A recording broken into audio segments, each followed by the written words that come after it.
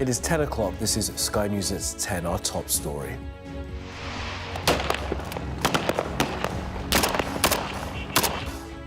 We report from inside Syria after the most dangerous sectarian fighting since the fall of the Assad regime. The bullets came in from both sides. It's like everyone ducked behind. There's still quite heavy fire. Donald Trump sues the Wall Street Journal after they published a birthday letter allegedly sent by the president to the paedophile Jeffrey Epstein. Also tonight, after a school coach overturns in Somerset, police confirm a 10-year-old boy was killed. Heartbroken for our whole school community, thinking of the student that we lost, their family. Plus, clashes outside a migrant hotel in Essex, which left 8 police officers injured. Police have warned of a full response. And we'll take a first look at tomorrow's front pages in our press preview from 10:30 right through until midnight.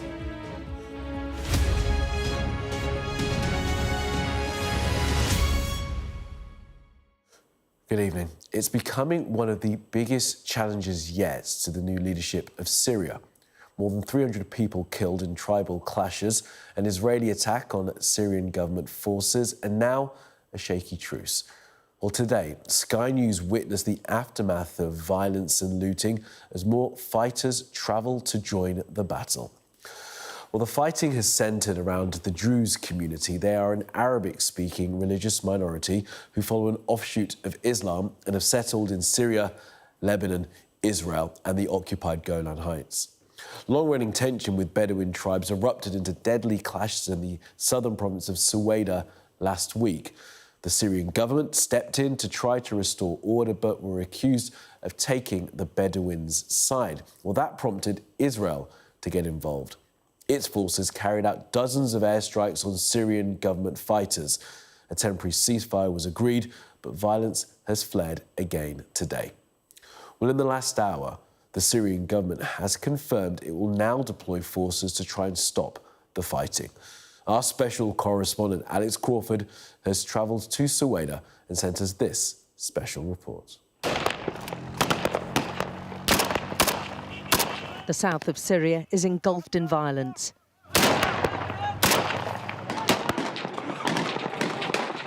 It's the most dangerous sectarian fighting since the fall of the Assad regime. And it shows no sign of abating anytime soon.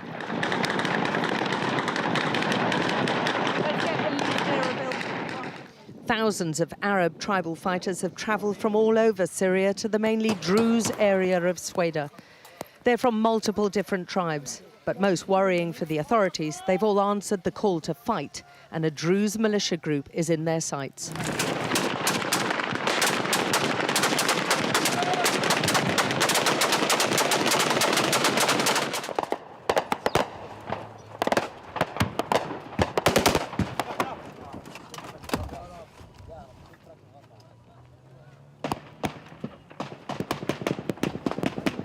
Okay, there's a lot of firing going on.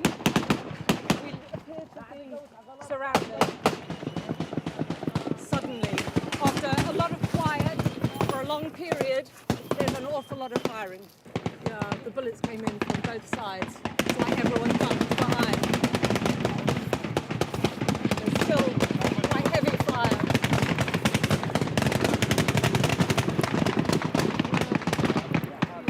It's not ideal hiding next to the car. I've got no choice at the moment. The Arab fighters really giving some now. But they're worried. They're coming under pressure.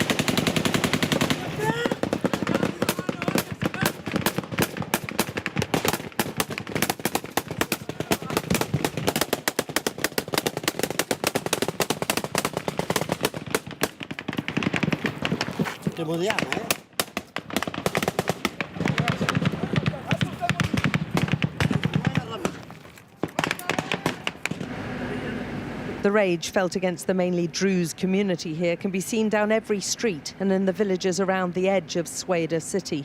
Every Druze home and business has been burned, its contents destroyed or looted.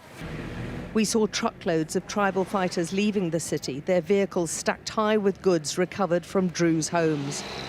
The Arab tribes insist they've rushed to the area to help their Arab brethren, the Bedouins, after a torrent of revenge killings and kidnappings against them by Druze militia. One video, which has gone viral, appears to show a group of Bedouin women and children held captive by Druze gunmen. We can't independently verify the video, but its existence and others like it are inciting severe violence. This complicated mess comes days after government troops who entered Sweda were bombed and forced to withdraw when Israel mounted multiple airstrikes against them, killing hundreds of soldiers and civilians. The hospitals are packed with injured fighters as well as civilians. A truce had been agreed, but the Syrian presidency has accused the Druze factions of engaging in what it called horrific violence. One elderly Druze farmer emerging from his burning village headed straight for us and what he may have perceived as possible safety amidst a group of very angry tribesmen out for revenge. "We saw you there," the tribal fighters saying. "The next day, you Druze slaughtered our people." "You're a pig," another shouts at him. "A curse on your father. They raped our women," he says.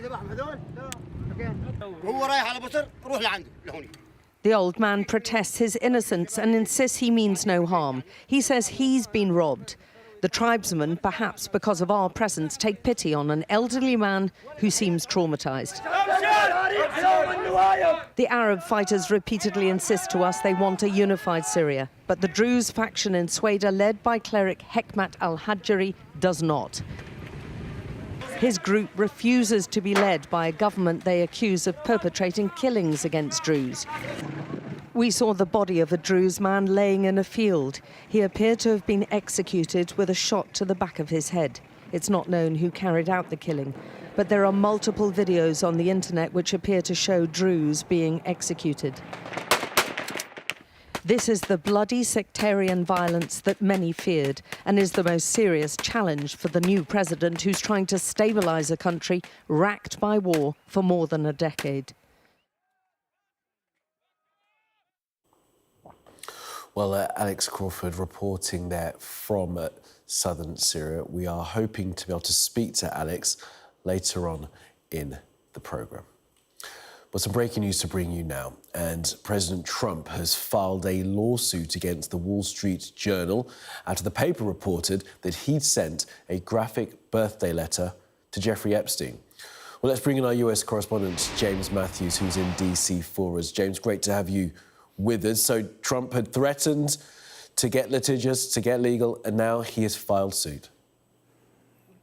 Yeah, hi, Kamali. He's followed through on the threat, indeed. He's filed a lawsuit against Rupert Murdoch, his News Corporation company, which, of course, owns the Wall Street Journal. He's also suing two of the outlet's reporters, as well as Dow Jones, the publisher. He's raising claims under federal libel law, and the case has been filed in a Miami court. This stems, of course, from Trump's denial and, indeed, his threat to sue Keith Rupert Murdoch, as he's listed in the court documents. It has been heading towards this heavyweight contest in court. In threatening to sue Rupert Murdoch, Trump actually posted on Truth Social. He said, "I'm looking forward to getting Rupert Murdoch to testify in my lawsuit against him and his pile of garbage newspaper, the WSJ. That will be an interesting experience," Trump wrote. This all stems, of course, from the Journal's reporting of a letter to Jeffrey Epstein, the convicted paedophile, former friend of Donald Trump, in which Donald Trump is said to have sent a typewritten note talking about secrecy, those words typewritten inside the sketched outline of a naked woman with the squiggly signature of Donald below the waist. Trump was out and about today. He was delivering an address in the White House with regard to cryptocurrency. Interestingly, Kamali, he didn't have anything to say. He was asked briefly a question on his way out the door about the Epstein affair, didn't address it. But in his speech, he was surrounded by Republican lieutenants and he picked them out by name, buttering them up, actually, talking about their talents. For me, that was a president marshalling his troops. He's well aware of Republicans who are critical of him, is clearly trying to draw in Republican foot soldiers closer to him with a view of getting him through this crisis. Quite where the crisis goes next, of course, is unclear. The one certainty is that it's not going anywhere quickly. OK. James, for now, in DC, thank you. Well, police in Somerset have confirmed that a 10-year-old boy was killed when the coach he was travelling in overturned and slid down a 20-foot embankment. Between 60 and 70 people were on board after a trip to the zoo. 6 children and 3 adults remain in hospital, and today the head teacher at the Minehead Middle School said the community was heartbroken. Our West of England correspondent Dan Whitehead reports. The school was closed, but they gathered at the gates. For many, this was the place to come and comfort each other. A constant stream of parents and pupils brought flowers and teddies. One of his friends had a brother on the bus, but thankfully, I think he just got away with a few bruises and cuts. But we were really shocked to see the extent of what happened, and we're still quite sombre as well today. We generally haven't really said much to each other. We're trying to respect everyone's boundaries, but from the ones that have reached out a bit more, there's no words. They're absolutely heartbroken. It's just been a massive impact. We're a small, tight community, and it's just shook the whole of Minehead. The children had spent the day visiting the zoo when their coach overturned, falling 20 feet down a slope into dense woodland. Police have confirmed that the child who died was a 10-year-old boy. Specially trained officers are supporting his family. 2 children who were airlifted to Bristol remain in hospital this evening. Another 4 children and 3 adults are being treated at a hospital here in Somerset. We understand that all of their conditions are stable. At the local church, space set aside for a community reeling. There's a feeling of tremendous shock in the community. I would describe it as a numbness, a surrealness. People can't believe what has happened. And so at this time it is just about being together, being here for each other. Back at the school, the head teacher met with pupils and read tributes. Just complete devastation, completely heartbroken for our whole school community, thinking of the student that we lost, their family, their friends, all of their loved ones. Thinking of my staff team, who are amazing, dedicated, and all of our wonderful students that have been affected and impacted by this awful incident. It's just been horrific. Cranes worked through the day to recover the coach. It was finally removed on Friday night. The road will remain closed while investigation work continues. The crash came just a few days before term ends for the summer. The school says it will reopen next week. There are many children who will need the support of their friends and teachers. Dan Whitehead, Sky News, in Minehead, Somerset. Now, officers in Essex are this evening combing through video footage to catch those behind last night's violence in Eping. A protest outside a hotel that houses asylum seekers quickly spiralled into clashes between crowds and the police, leaving 8 officers injured. Our national correspondent, Tom Parminter, has more. It keeps kicking off. And the anger is all too familiar. It started in Eping after a 38-year-old Ethiopian man was charged with sexual assault. The alleged victim was a local teenage girl. In court, it was confirmed that he had recently arrived on a small boat. Since then, violence has continued around the Bell Hotel, which has been home to asylum seekers for several years. I knew about it, and I can agree with what they're doing, totally can agree with it, and I would have come along, but what stopped me coming along was I was frightened in case it turned nasty, you know. And it did. And it did. The police are demanding it stops. But how on earth would you allow it to happen? Feelings are running high. The violence left 8 police officers injured. We will always facilitate peaceful protest. We will also always make sure that the voice of our community is heard. What we will not tolerate is those random acts of violence that we saw last night. Arrests have already been made. The warning is clear. If you do this, you can expect the police at your door. This flashpoint has some of the hallmarks of the rioting that spread through towns and cities last summer. Years of anger over immigration whipped up online. Hundreds of people were jailed for their part in those riots. But this deep-seated frustration didn't disappear. Despite repeated government promises to address the small boats in the channel, they continue to cross. 398 people arrived yesterday. On the French side, near Calais, migrants have clashed with police. Managing this movement of people is an ongoing battle. And the way it's filtered into communities across the UK, like here in Eping, has consequences. The tension has been growing over weeks, maybe months. You've only got to be a person who speaks with a slightly different accent or slightly different colour and just sitting on a bench in the middle of town on one of the greens, and you're immediately branded as being an asylum seeker from the Bell. The government wants to close asylum seeker hotels, but that will take years. They describe the asylum system they inherited as broken. Fixing it is one way of calming fractured communities. Tom Parmenter, Sky News, Essex.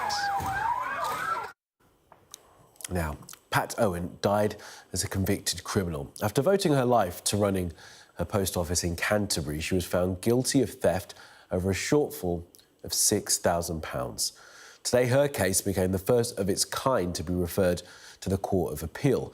Campaigners say this is a breakthrough moment for the 100 people convicted over a second faulty post office IT system.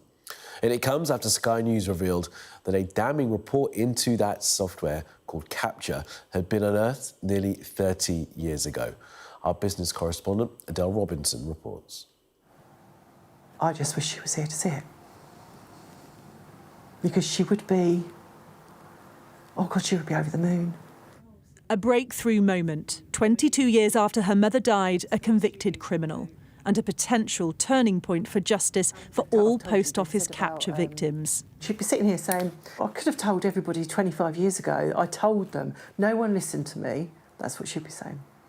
Pat Owen's case is the first to be referred to the Court of Appeal as a possible wrongful conviction related to Capture, another faulty post office IT system that came before the infamous Horizon scandal. She'd be really proud of you as well for what you've done. I hope so. I mean, proud of all of us, because we've all done our bit, all of us. But I want to hear. Does that make sense? And she'd probably still be running that post office in Canterbury and loving every minute of it. She worshipped it, thought it was...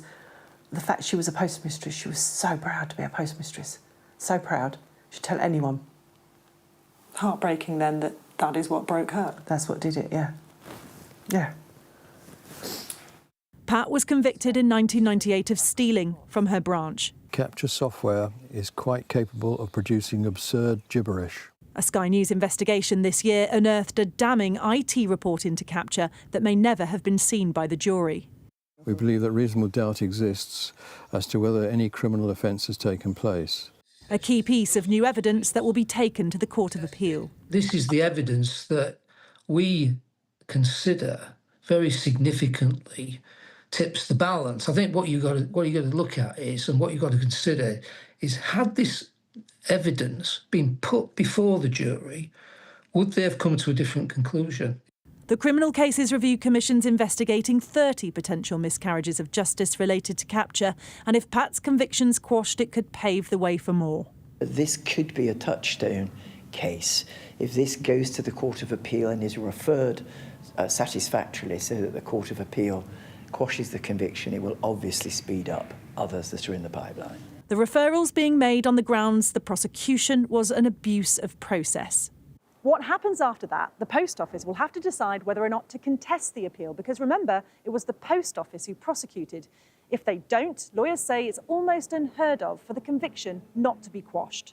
The Post Office won't comment on specific cases, but say they're sincerely sorry for past failings. She died knowing that she'd been convicted of a crime that she didn't commit. While Juliet and the rest of her family wait and hope for what they say they've always known for over 2 decades. And that's all I want. It's all we want, just her name cleared. It means everything. Adele Robinson, Sky News. Right, let's return now to our top story in the violence that's broken out yet again in the province of Syria in Syria. I'm pleased to say our special correspondent Alex Crawford can now join us live. Alex, great to have you with us and fantastic reporting. Just describe that fighting that you witnessed in Syria, and what's the sense of what may well come next for those involved? Well, it's been absolute mayhem. I can't tell you how disorganised, how anarchic, how completely random the attacks are. This is not an army. Neither side is an army. They're militia, they're armed groups, they're men with guns. Sometimes they're just farmers who've picked up guns. There's a lot of shooting. They're not working as one group. Apart from the tribal groups are all heading in one direction and being hit by the other. They've tried to advance from the western side of Syria city. We saw a lot of destruction and devastation amongst the mainly Druze homes, businesses. There's a lot on the internet, viral video from within inside a number of the contested areas, which show some pretty horrible, ugly scenes of executions, of Bedouin men, on the one hand, being killed by Druze, being forced to jump over their balconies and being shot if they don't do it quickly enough. We've seen Bedouin women and women and children, the Bedouins being Arabs, and that's why these Arab tribal groups have all flooded to Syria to defend them. We've seen groups of them, large groups of them, being held according to the tribal groups, kidnapped by the Druze and being held as human shields. And tonight, the presidency, the new presidency, if you remember, they only came to power after toppling Bashar al-Assad in December. The new presidency has called for self-restraint, has urged people to unify, has said that they are rigorously trying to stop these clashes. If you remember, just a few days ago, the government forces were pushed out of Syria by multiple Israeli airstrikes, the Israelis saying that they were defending the Druze. The Druze then embarked on an absolute campaign, it appears, of executions, killings, revenge, kidnappings. And since then, there has been anarchy in and around Syria. The presidency says they are working behind the scenes. They're putting together a special task force, which they say is going to enter the city and the area probably tomorrow, and they're going to, they say, stop the clashes and restore order.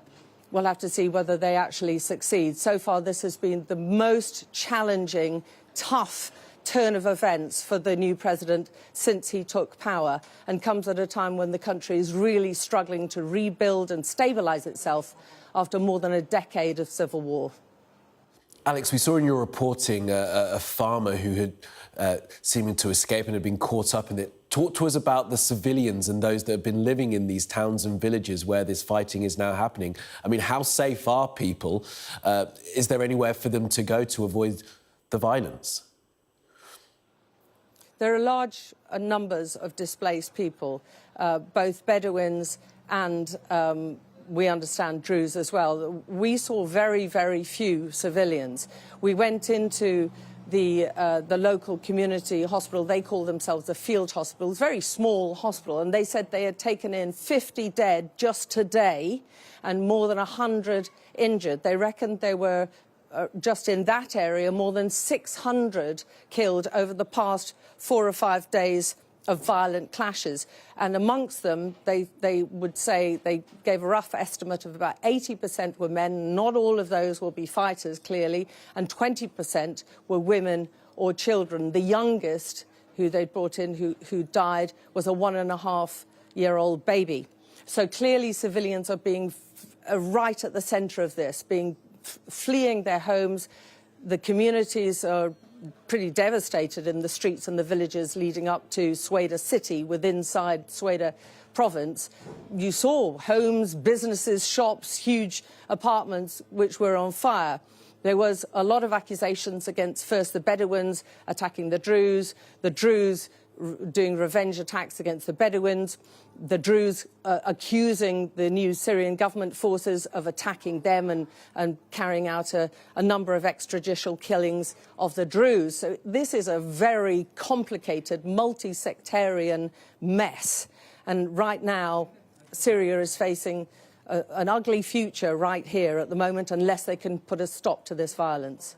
Absolutely. Our special correspondent, Alex Crawford, in Syria. We thank you for the reporting, Alex, and we'll speak to you again soon. Thank you.